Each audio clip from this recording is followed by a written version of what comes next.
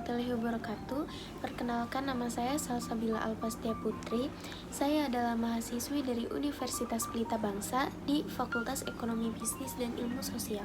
Ini adalah video pertama saya di YouTube dan kali ini saya ingin menjelaskan sebuah materi tentang ilmu pengantar manajemen. Teman-teman pasti sering dengar kan kata manajemen itu sendiri, tapi apa sih sebenarnya manajemen itu dan apa fungsi-fungsinya? Simak video berikut yuk. Yang pertama, saya akan membahas pengertian manajemen. Menurut Nickel Maheuch dan Maheuch tahun 1997, manajemen adalah seni dalam menyelesaikan sesuatu melalui orang lain. Sebuah proses yang dilakukan untuk mewujudkan tujuan organisasi melalui rangkaian kegiatan berupa perencanaan, pengorganisasian, pengarahan, dan pengendalian orang-orang serta sumber daya organisasi lainnya. Dan menurut Ernie dan Kurniawan di tahun 2005, manajemen adalah seni atau proses dalam menyelesaikan sesuatu yang terkait dengan pencapaian tujuan. Nah, apa sih faktor-faktor dalam mencapai tujuannya itu? Faktor-faktor dalam mencapai tujuan ada 3. Yang pertama, adanya penggunaan sumber daya organisasi, baik sumber daya manusia maupun faktor-faktor produksi lainnya. Sumber daya tersebut meliputi sumber daya manusia, sumber daya alam, sumber daya keuangan, serta informasi. Yang kedua, adanya proses yang bertahap dari mulai perencanaan, perorganisasian, pengarahan, dan pengimplementasian hingga pengendalian dan pengawasan. Yang ketiga, adanya seni dalam menyelesaikan pekerjaan. Selanjutnya, saya akan membahas fungsi-fungsi dalam manajemen. Fungsi manajemen ada 4. Yang pertama, fungsi perencanaan. Fungsi perencanaan adalah proses yang menyangkut upaya yang dilakukan untuk mengantisipasi kecenderungan di masa yang akan datang dan penentuan strategi dan taktik yang tepat untuk mewujudkan target dan tujuan organisasi. Kegiatan dalam fungsi perencanaan antara lain menetapkan tujuan dan target bisnis, merumuskan strategi untuk mencapai tujuan dan target bisnis tersebut, menentukan sumber-sumber daya yang diperlukan, menetapkan standar atau indikator keberhasilan dalam pencapaian tujuan dan target bisnis. Yang kedua, ada fungsi pengorganisasian. Fungsi pengorganisasian adalah proses yang menyangkut bagaimana strategi dan taktik yang telah dirumuskan dalam perencanaan didesain dalam sebuah struktur organisasi yang tepat dan tangguh, sistem dan lingkungan organisasi yang kondusif, dan dapat memastikan bahwa semua pihak dalam organisasi dapat bekerja secara efektif dan efisien guna pencapaian tujuan organisasi. Kegiatan dalam fungsi pengorganisasian antara lain mengalokasikan sumber daya, merumuskan dan menetapkan tugas, dan menetapkan prosedur yang diperlukan. Menetapkan struktur organisasi yang menunjukkan adanya garis kewenangan dan tanggung jawab.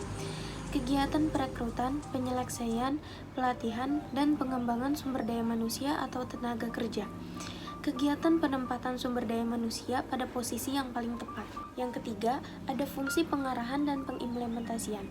Fungsi pengarahan dan pengimplementasian adalah proses implementasi program agar dapat dijalankan oleh seluruh pihak dalam organisasi serta proses memotivasi agar semua pihak tersebut dapat menjalankan tanggung jawabnya dengan penuh kesadaran dan produktivitas yang tinggi. Yang keempat, ada fungsi pengawasan dan pengendalian. Fungsi pengawasan dan pengendalian adalah proses yang dilakukan untuk memastikan seluruh rangkaian kegiatan yang telah direncanakan, diorganisasikan, dan diimplementasikan dapat berjalan sesuai dengan target yang diharapkan, sekalipun berbagai perubahan terjadi dalam lingkungan dunia bisnis yang dihadapi. Selain itu, ada juga fungsi operasional dalam manajemen. Apa aja sih diantaranya? Yang pertama, ada manajemen sumber daya manusia. Manajemen sumber daya manusia adalah penerapan manajemen berdasarkan fungsinya untuk memperoleh sumber daya manusia yang terbaik bagi bisnis yang kita jalankan dan bagaimana sumber daya manusia yang terbaik tersebut dapat dipelihara dan tetap bekerja bersama kita dengan kualitas pekerjaan yang senantiasa konstan ataupun bertambah. Yang kedua, ada manajemen pemasaran.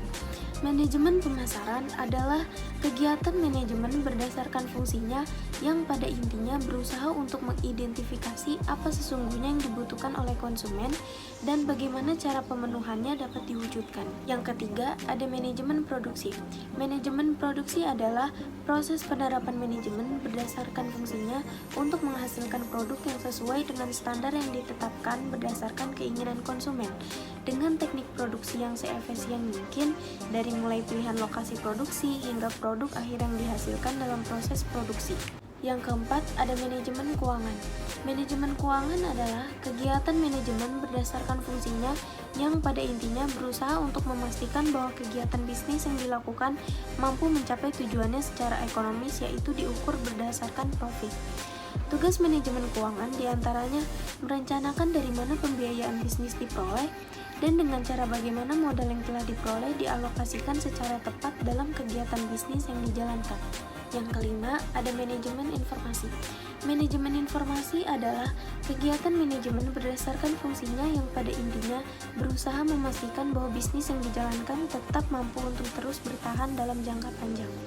Untuk memastikan itu, manajemen informasi bertugas untuk menyediakan seluruh informasi yang terkait dengan kegiatan perusahaan, baik informasi internal maupun eksternal, yang dapat mendorong kegiatan bisnis yang dijalankan tetap mampu beradaptasi dengan perubahan yang terjadi di masyarakat. Sekian materi ilmu pengantar manajemen dari saya. Mohon maaf bila ada salah-salah kata atau kurangnya bahan materi. Dan jangan lupa like, comment, and subscribe, dan share ke teman-teman kalian. Bye, see you on my next video.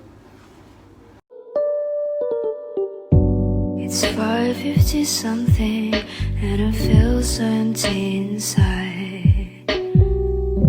The sun is gone.